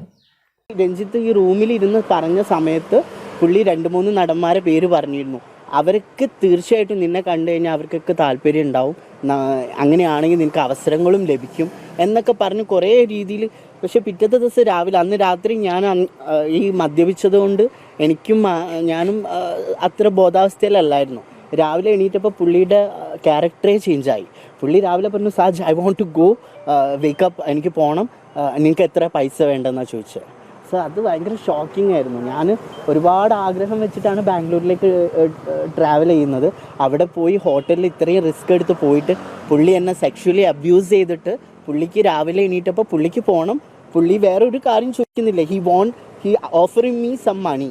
ഞാൻ പറഞ്ഞു സാർ ഞാൻ ഇതെല്ലാം ആഗ്രഹിക്കുന്നത്. ആക്ച്വലി ഞാൻ ആഗ്രഹിച്ചത് ഒരു ചാൻസാണ്, ഒരു സിനിമയിൽ ഒരു അവസരമാണ് ആഗ്രഹിച്ചത്. അപ്പോൾ അദ്ദേഹത്തെ പോലുള്ള അവരുടെ ആക്ച്വലി അവരുടെ ഒരു പദവി അവർ നല്ല രീതിയിൽ മിസ്യൂസ് ചെയ്തിട്ടുണ്ട്. ഞാൻ അന്ന് ക്യാബിൻ ക്രൂ, ഞാൻ ഫ്ലൈറ്റ് ക്യാബിൻ ക്രൂ ചെയ്യായിരുന്നു. എനിക്കപ്പോൾ അന്ന് 21 ആയിരുന്നു, ഏജ് 21 ആയിരുന്നു. നിങ്ങൾ കണ്ടത് കോഴിക്കോട് വെച്ചാണ്? അതെ, കോഴിക്കോട്. അത് കഴിഞ്ഞ് പിന്നെ അവിടെ വെച്ചൊന്ന് മീറ്റ് ചെയ്ത് എന്താണ് ഈ ബാംഗ്ലൂർ പുള്ളി എന്നോട് പറഞ്ഞത് ബാവുട്ടിയുടെ നാമത്തിൽ സിനിമയുടെ ഓഡിയോ ലോഞ്ചോ, പുള്ളി പറഞ്ഞ കാര്യങ്ങൾ അങ്ങനെയാണ്. പുള്ളി ആ ഒരു ആവശ്യത്തിന് ബാംഗ്ലൂർ പോകുന്നെന്നാണ് പറഞ്ഞത്. അപ്പോൾ ഓഫ് കോഴ്സ് ആൾ ഒരു വലിയ ഡയറക്ടറല്ലേ, അപ്പോൾ നമ്മൾ വിളിക്കുമ്പോൾ ബാംഗ്ലൂരോ കൊച്ചിയോ എവിടെയാണെങ്കിലും നമ്മൾ റിസ്ക് എടുത്ത് പോകും. അന്ന് ഫിനാൻഷ്യലി എനിക്ക് അന്ന് അല്ല, അതിന് വേറൊരു കാര്യമുണ്ട്, പുള്ളി എനിക്ക് കുറച്ച് പൈസ തന്നിട്ടുണ്ടായിരുന്നു കാലിക്കറ്റ് വെച്ചിട്ട്. ഏതാണ്? ഇല്ല, സൗഹൃദം ഒരുപാട് സൗഹൃദമൊന്നുമില്ല. പിന്നെ അല്ല, അന്ന് ആ സമയത്ത് ഞാൻ ഈ ഫ്ലൈറ്റിനുള്ള ഫെയർ ആണ് ഞാൻ പറഞ്ഞല്ലോ. അപ്പം എന്നോട് ബാംഗ്ലൂർ പോകുന്നതിന് മുമ്പ് നിങ്ങൾക്ക് പൈസ അയച്ചു തന്നിരുന്നു? ഇല്ല, പൈസ അയക്കുക അങ്ങനത്തെ ഒരു ഇതുമില്ല. ആ സമയത്ത് എൻ്റെ ഫോണിൽ എന്തെങ്കിലും എനിക്ക് ഇന്നിപ്പോൾ റിവേഴ്സ് ചെയ്യാൻ പറ്റുമായിരുന്നെങ്കിൽ എനിക്ക് എന്തെങ്കിലും പ്രൂഫ് തരാമായിരുന്നു. ഇല്ല, ക്യാഷ് തന്നത് റൂമിൽ നിന്ന് ഞാൻ ഇറങ്ങുന്ന സമയത്ത് പുള്ളി എനിക്ക് പൈസ തന്നത്. ബാംഗ്ലൂരിൽ നിന്ന് ഇറങ്ങുന്ന കാര്യമാണ് പറഞ്ഞത്. ഇല്ല, ഞാൻ ക്യാഷ് മേടിച്ചിട്ടില്ല. അത് ഞാൻ പറഞ്ഞത് പൈസക്ക് വേണ്ടിയിട്ടല്ലായിരുന്നു ഞാൻ അവിടെ പോയത്. ഏതൊരു വ്യക്തിയും ഒരു ഡയറക്ടറെ അടുത്ത് പോകുന്നത് പൈസക്ക് വേണ്ടിയിട്ടോ അല്ലെങ്കിൽ ഒരു ആക്ടറെ കാണാൻ പോകുന്നതോ പൈസക്ക് വേണ്ടിയിട്ടായിരിക്കില്ല. അവരുടെ ഫ്യൂച്ചറിൽ ഒരു അവസരം എന്നുള്ള ഉദ്ദേശം വെച്ചിട്ടായിരിക്കും അവർ പോയിട്ടുണ്ടാവാം. ഇതിപ്പോൾ ഞാൻ താജ് പോലുള്ളൊരു ഹോട്ടലിലൊക്കെ നിങ്ങൾ പ്രധാന വഴിയിൽ കൂടെ പോകാതെ റെസ്റ്റോറൻറ്റിൽ കൂടെ പോകുന്നു, സ്റ്റെയർ കേസിൽ കൂടെ നടന്ന് മുകളിലെത്തുന്നു, അതൊക്കെ സേഫ്റ്റി പ്രിക്കോഷൻസ്? ഓഫ് കോഴ്സ് അല്ല, അതാ ഞാൻ പറഞ്ഞു. ഇത്രയും വലിയൊരു ഡയറക്ടർ എന്നോട്, അയാളാണ് എനിക്ക് ഈ ഒരു ഏജിൽ അയാൾ എനിക്ക് ഡയറക്ഷൻ തരികയാണ് എങ്ങനെയാണ് പോകേണ്ടതെന്ന്. ഇപ്പം ഞാൻ വർക്ക് ചെയ്യുന്നത് ഒരു ഹോട്ടൽ ഇൻഡസ്ട്രിയിലാണ്, എനിക്കറിയാം എത്ര റിസ്ക്കിയാണ് അങ്ങനെയൊക്കെ പോകുന്നത്. പക്ഷെ പുള്ളി പറഞ്ഞു തരികയാണ് ബാക്ക് സൈഡിലൂടെ ഡോറുണ്ട്, അത് എക്സിറ്റ് ഡോറിൽ സ്റ്റെയർ കേസ് കയറി ആരെങ്കിലും ഒരാൾ എന്നെ കണ്ടിരുന്നെങ്കിൽ അത് ഭയങ്കര ഒഫൻസാണ്. ആ സമയത്ത് എന്നെ പിടിച്ചിരുന്നെങ്കിൽ, കാരണം റിസപ്ഷനിൽ ഓൾറെഡി എന്നെ അലൗ ചെയ്തിട്ടില്ല ട്രാവൽ ചെയ്യാൻ, ഉള്ളിലേക്ക് പോകും. അത് ഞാൻ ഇദ്ദേഹം ഇതൊക്കെ പറഞ്ഞതിന് ശേഷം ബാംഗ്ലൂരിൽ നിന്ന് പിരിഞ്ഞു, ഞാൻ കാലിക്കറ്റ് എത്തി, ഞാൻ മെസ്സേജ് അയച്ചു. 2 വട്ടം മെസ്സേജ് അയച്ചപ്പോൾ എനിക്ക് റീപ്ലൈ ഇല്ല. 3ാമത്തെ വട്ടം ഒരു 2 ദിവസം കഴിഞ്ഞപ്പോൾ എനിക്കൊരു മെസ്സേജ് വന്നു, ഞാൻ രഞ്ജിത്തിൻ്റെ വൈഫാണ്, ഇനി ഈ ഫോണിലേക്ക് മെസ്സേജ് അയക്കരുത്. ബട്ട് ഐ എം ഷുവർ അത് രഞ്ജിത്ത് ആണെന്ന് എനിക്കറിയാം. ഇല്ല, ദാറ്റ് ഇസ് 2012. അതെങ്ങനെയാണ്? ആ സമയത്ത് വാട്സപ്പ് പോലും ഇല്ല. സോ അതെനിക്ക് കാണിക്കാൻ പറ്റില്ല. പക്ഷെ അത് നിയമപരമായിട്ട് പോവുകയാണെങ്കിൽ എനിക്കത് പ്രൂവ് ചെയ്യാൻ പറ്റും. അത് ഇടവേള ബാബു അയാളുമായിട്ട് ഞാനിങ്ങനെ ചാറ്റ് ചെയ്തപ്പോൾ ഞാൻ ഈ ഇഷ്യൂ കുറച്ച് അയാളുടെ അടുത്ത് പറഞ്ഞു. അപ്പോൾ പുള്ളി എന്നോട് ചോദിക്കുന്നത് രഞ്ജിത്ത് യൂസ് ചെയ്തോ, എനിക്കൊന്ന് കാണാൻ പറ്റുമെന്നാണ്. അല്ലാതെ രഞ്ജിത്ത് യൂസ് ചെയ്തു ഞാൻ നിനക്ക് അതിനുള്ള ഹെൽപ്പ് ചെയ്യാം എന്നൊന്നും അല്ല പുള്ളി പറഞ്ഞു. പുള്ളിക്ക് he wanted to meet me. അത് ആ സമയത്തല്ല, ഇറ്റ് വാസ് ഹാപ്പൻ റീസെൻ്റ്ലി, ഒരു 9 months മുമ്പാണ് ഈ സംഭവം നടക്കുന്നത്. സമാന അനുഭവങ്ങളുള്ളതായിട്ട് ആരെങ്കിലും അറിയാമോ? സമാന 9 months ആയി. അതിന്റെ തെളിവ് എൻ്റെ കയ്യിലുണ്ട്, അത് എനിക്കിപ്പോൾ കാണിക്കാൻ പറ്റില്ല. ഞാൻ ഉണ്ട് തെളിവ് എൻ്റെ കയ്യിൽ. ഞാൻ ഇല്ല, നൽകിയിട്ടില്ല. ഞാൻ രഞ്ജിത്തിനെതിരെ പരാതി നൽകാൻ ഞാൻ ഒരുപാട് 2-3 ദിവസമായിട്ട് പ്ലാൻ ചെയ്തിരുന്നു. അപ്പോൾ അത് വേണോ വേണ്ടേ, പിന്നെ ഞാൻ വിചാരിച്ചു ഞാനിപ്പോൾ ഇത് എന്തിനു വേണ്ടിയിട്ടാണ് മറച്ചു വെക്കുന്നത്. അപ്പോൾ എന്തായാലും ഇത് റിവീൽ ചെയ്യണം, കാരണം അയാൾ ആക്ച്വലി ഡിസേർവ് ചെയ്യുന്നുണ്ട്. പുള്ളി അത്രയും വലിയ ലിജൻഡാണ്. ഞാനൊരു കോഴിക്കോടുകാരനാണ്, അദ്ദേഹം കാലിക്കറ്റുകാരനാണ്. പക്ഷേ ഒരാളോടും അയാളുടെ ഒരു സ്ഥാനം അയാൾ ദുരുപയോഗപ്പെടുത്തുകയാണ്. അത് ഒരിക്കലും ചെയ്യാൻ പാടില്ല ആരോടും. ഞാൻ ഇതിനു മുമ്പ് 2 വട്ടം അയാൾ കാലിക്കറ്റ് ഒരു ഫംഗ്ഷനിൽ വന്നപ്പോൾ ഞാൻ മീറ്റ് ചെയ്യാൻ വേണ്ടി ശ്രമിച്ചിട്ടുണ്ട് ഈ അടുത്ത നാളിൽ. പക്ഷെ എനിക്ക് അയാൾ എന്നെ റെക്കഗ്നൈസ് ചെയ്യാൻ, എനിക്ക് അത്ര വലിയ ക്രൗഡിൻ്റെ ഇടയിൽ പോയിട്ട് സാറിന് എന്നെ ഓർമ്മയുണ്ടോ അങ്ങനെ ചോദിക്കുക, എനിക്ക് അന്ന് കാണാനുള്ള ഒരു ചാൻസ് കിട്ടിയില്ല. ഒരു ഓപ്പർച്യൂണിറ്റി കിട്ടുകയാണെങ്കിൽ ഞാൻ ചോദിക്കും നിങ്ങൾ എന്തിനാ എന്നോട് ഇങ്ങനെ ചെയ്തത് എന്നുള്ളത് ഞാൻ തീർച്ചയായിട്ടും ചോദിക്കും. പക്ഷെ എനിക്കത് ചാൻസ് കിട്ടിയിട്ടില്ല. സിനിമ അദ്ദേഹം പറഞ്ഞ 2-3 പേരുകളുണ്ട് എന്നെ അപ്രോച്ച് ചെയ്യാൻ, പക്ഷെ അവരാരും എന്നെ അപ്രോച്ച് ചെയ്തിട്ടില്ല. അതുകൊണ്ട് എനിക്ക് അവരെ പേര് പറയാൻ പറ്റില്ലല്ലോ. അത് മെസ്സഞ്ചറിൽ ഞാൻ അയച്ചിട്ടുള്ള മെസ്സേജ്, അത് എനിക്ക് ഇപ്പൊ കാണിക്കാൻ പറ്റില്ല. ബട്ട് അയക്കാൻ ഇല്ല, ആ മെസ്സേജ് എൻ്റെ കയ്യിലുണ്ട്. അതെ അതെ അതെ, സഹകരിക്കും തീർച്ചയായിട്ടും. ഞാൻ അവർക്കല്ല, ഞാൻ DGP എനിക്ക് അവരെ പേര് യെസ്, അവർക്കാണ്. എനിക്ക് ഒരു ചാനൽ എനിക്ക് അവരുടെ നമ്പർ തന്നു, അവരുടെ ഡീറ്റെയിൽസ് തന്നു. ഞാനൊരു എക്സ്പ്ലെയിൻ ചെയ്തിട്ട് ആ ഒരു സ്റ്റോറി ഫുള്ളായിട്ട് അവർക്ക് കൊടുത്തിട്ടുണ്ട്. സോ നാളെ ഇനി അതിൻ്റെ ആക്ഷൻസ് ഫെർദർ ആയിട്ടുള്ള ക്ലാരിഫിക്കേഷൻ വരികയാണെങ്കിൽ ഷുവർ ഐ വിൽ. പോലീസ് ഇതുവരെ ആരും ബന്ധപ്പെട്ടിട്ടില്ല. എനിക്ക് രണ്ട് സ്വാധീനങ്ങൾ, രണ്ട് കോൾസ് എനിക്ക് വന്നു. അവർ എന്നോട് പറഞ്ഞും ചെയ്തു. പക്ഷെ അത് ഒരിക്കലും അവർ പറഞ്ഞത് അവർക്ക് എൻ്റെ ഒരു ഫ്യൂച്ചർ, ഞാനിത് റിവീൽ ചെയ്ത് കഴിഞ്ഞാൽ what will happen in my future, എൻ്റെ ഇനി നാളത്തെ അവസ്ഥ അല്ലെങ്കിൽ ആളുകളുടെ മുമ്പിൽ എങ്ങനെ ഫേസ് ചെയ്യും. But I don't care about that. ഇത് ഞാൻ പറഞ്ഞിട്ടില്ലെങ്കിൽ ചിലപ്പോൾ എന്നെപ്പോലെ കുറേ കുട്ടികൾ ചിലപ്പോൾ ഉണ്ടാവും. ആൺകുട്ടികളാണ് സ്പെഷ്യലി. ഇപ്പോൾ ഗേൾസിന് മാത്രമല്ല ഈ അനുഭവം ഉള്ളത്. ബോയ്സ് കുറച്ച് എന്തെങ്കിലും അവർക്ക് ഇഷ്ടപ്പെടുന്ന രീതിയിൽ എന്തെങ്കിലും കണ്ടു കഴിഞ്ഞാൽ അവർ ചാൻസ് കൊടുക്കാമെന്നും പറഞ്ഞ് അവരെന്തായാലും ബോയ്സിനെ മിസ്യൂസ് ചെയ്യും. So I need to explain. ആഗ്രഹമുണ്ട്, ഇപ്പോഴും ആഗ്രഹമുണ്ട്, പക്ഷെ പേടിയാണ്. ഇതേപോലെ തീർച്ചയായിട്ടും ഈ ഒരു പേടിയാണ്. ആളുകൾ എങ്ങനെ അപ്രോച്ച് ചെയ്യും എന്നുള്ള ഇത് കാസ്റ്റിംഗ് കൗച്ച് എന്ന് പറഞ്ഞാൽ, അല്ലെങ്കിൽ ഇതേപോലെ ഈ പവർ ഗ്രൂപ്പ് എന്ന് പറഞ്ഞ സംഭവങ്ങളൊക്കെ ഉണ്ടാവുമ്പോൾ എനിക്ക് സിനിമയിൽ ഇപ്പോൾ അദ്ദേഹം എന്നോട് പറഞ്ഞ 2-3 ആൾക്കാർ ഇന്ന് കേസിലൊക്കെ പ്രതികളാണ്. സോ ആ പറഞ്ഞ ആൾക്കാരൊക്കെ എന്നോട് മീറ്റ് ചെയ്യാൻ പറഞ്ഞിട്ടുണ്ടായിരുന്നു. ആ പറഞ്ഞ ആൾക്കാരൊക്കെ ഇന്നുണ്ട്. നിങ്ങളുടെ പടം വരാൻ പറയുക, ഈ ഹോട്ടലിന്റെ പുറകിലേക്ക് കൂടെ വരാൻ പറയുക, അങ്ങനെയൊക്കെ ചെയ്യുന്ന സമയത്ത് ഒരു സംശയമൊന്നും തോന്നിയിട്ടില്ല? എന്തുകൊണ്ട് ഇങ്ങനെ പെരുമാറുന്നു എന്നുള്ളൊരു ഡൗട്ടൊന്നും ആ ഘട്ടത്തിലുണ്ടായിരുന്നു? ടിഷ്യൂ പേപ്പറിൽ നമ്പർ തന്നത് ഓഫ്കോഴ്സ് എനിക്ക് നമ്പർ പെട്ടെന്ന് തന്നു. എൻ്റെ മനസ്സിലപ്പം ഡയറക്ടറാണ് തരുന്നത്. ആ സമയത്ത് ഫോൺ വലുതായിട്ട് എല്ലാവരുടെ കയ്യിലും ഫോൺ ഇല്ലാത്തൊരു സമയം. അപ്പോൾ എനിക്ക് ടിഷ്യൂ പേപ്പറിൽ നമ്പർ തന്നപ്പോൾ ഞാൻ കരുതിയത് ഓക്കെ പുള്ളി അത്രയും തിരക്കാണ്, അപ്പോൾ ആ സമയത്ത് ഒരു പേപ്പറിൽ നമ്പർ എഴുതി തരിക, അത്രയും ഉദ്ദേശമുള്ളൂ. പക്ഷേ ഈ സ്റ്റെയർ കേസിലൂടെ പിന്നിലൂടെ വരാൻ പറഞ്ഞപ്പോൾ ഞാൻ അന്ന് ശരിക്കും ഞാനൊന്ന് ചിന്തിച്ചു. ഒരു സെക്കൻഡായിട്ട് ഞാൻ ഒരു തോട്ട് ഉണ്ടായിരുന്നു എന്തിനാണ് അങ്ങനെ പറഞ്ഞത് എന്നുള്ളത്. പക്ഷെ അത് പിന്നെ മനസ്സിലായത് ഈ കാര്യത്തിനാണ്. പുള്ളിക്ക് ഒരു രീതിയിൽ അവിടെ എവിഡൻസ് ഉണ്ടാവാൻ പാടില്ല എന്നുള്ളത് ചിലപ്പോൾ പുള്ളി ആഗ്രഹിച്ചിട്ടുണ്ടാവും. അല്ല, നിങ്ങൾ ഈ ചിലരൊക്കെ ഒരു സംശയമല്ലേ, നിങ്ങൾ പറയുന്നത് ഇങ്ങനെയൊക്കെ പറയുമ്പോൾ എവിഡൻസ് തിരഞ്ഞാൽ കിട്ടാതിരിക്കാൻ വേണ്ടിയാണ് ഇത്തരത്തിൽ പറയുന്നതെന്ന് ആളുകൾ തെറ്റിദ്ധരിക്കില്ലേ? അത് തെറ്റിദ്ധരിക്കുക. ഇത് നടന്ന സംഭവമാണ്, ഇത് നടന്ന കാര്യമാണ്, എൻ്റെ ലൈഫിൽ നടന്നാണ്, എന്നെ ഹോണ്ട് ചെയ്തുകൊണ്ടിരിക്കുന്ന ഒരു കാര്യമാണ്. ഞാനിപ്പോൾ എൻ്റെ കരിയറിൽ എവിടെ പോയാലും, എൻ്റെ ലൈഫിൽ എവിടെ പോയാലും ഇങ്ങനെ ഒരു ഇൻസിഡൻറ്റ് എൻ്റെ ജീവിതത്തിൽ നടന്നിട്ടുണ്ട്. അത് സത്യമായിട്ടുള്ള കാര്യമാണ്. അതിന് ഇനിയിപ്പോൾ എവിടെ പോയാലും ഞാനത് പറയും. അതിൽ തെറ്റായിട്ടൊന്നും എനിക്ക് തോന്നുന്നില്ല. ഇനി അത് ഈ ഒരു ഇൻസിഡന്റ് നടന്ന വിത്തിൻ എ വീക്കാണ് ഞാൻ ഈ മെസ്സേജ് അവർക്ക് അയച്ചത്. ഞാൻ മെസ്സഞ്ചറിലാണ് അവർക്ക് ചാറ്റ് ചെയ്തിട്ടുള്ളത്. നിങ്ങളുടെ സിനിമയുടെ ഡയറക്ടർ രഞ്ജിത്ത് എന്നെ അബ്യൂസ് ചെയ്തു മാഡം. ഒന്നുമില്ലെങ്കിലും മാഡത്തിന് ഒരുപാട് പേര് സ്നേഹിക്കുന്നതല്ലേ, അപ്പം മാഡം ഇതിനെ റിയാക്ട് ചെയ്യുന്ന എനിക്കിതിന് ഒരു ഹെൽപ്പ് വേണം. അവരത് കണ്ടിട്ടുണ്ട്, സീൻ എന്ന് പറഞ്ഞിട്ട് കാണിച്ചിട്ടുണ്ട്, ബട്ട് അവരത് റെസ്പോണ്ട് ചെയ്തിട്ടില്ല. എനിക്ക് ആവശ്യപ്പെടുകയാണെങ്കിൽ എനിക്ക് കൊടുക്കാൻ പറ്റും മെസ്സേജ്. നിങ്ങളുടെ ചിത്രങ്ങളൊക്കെ എടുത്ത് ആർക്കൊക്കെ അയച്ചു കൊടുത്തു എന്നൊക്കെ നിങ്ങൾ ആ പരാതി പറയുന്നുണ്ടല്ലോ.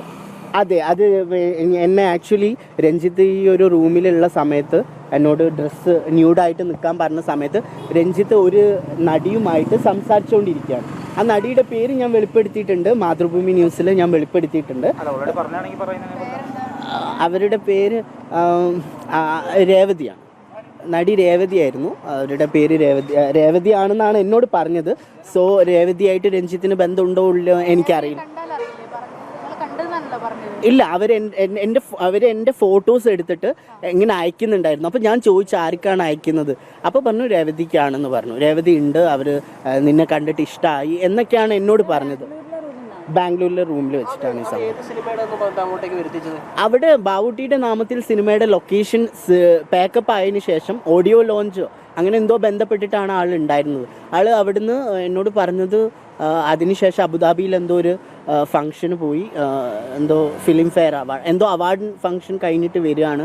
സോ ആൾ ബാംഗ്ലൂരിൽ എത്തുമെന്ന് പറഞ്ഞു. അങ്ങനെ ബാംഗ്ലൂരിലേക്കാണ് ഞാൻ പോയിട്ടുണ്ടായിരുന്നത്. 9 മാസം മുമ്പ് ഇടവേള ബാബുവിന് പരാതി കൊടുക്കാനുണ്ടായ സാഹചര്യം, 9 മാസം മുമ്പ് എന്താ സംഭവിച്ചത്?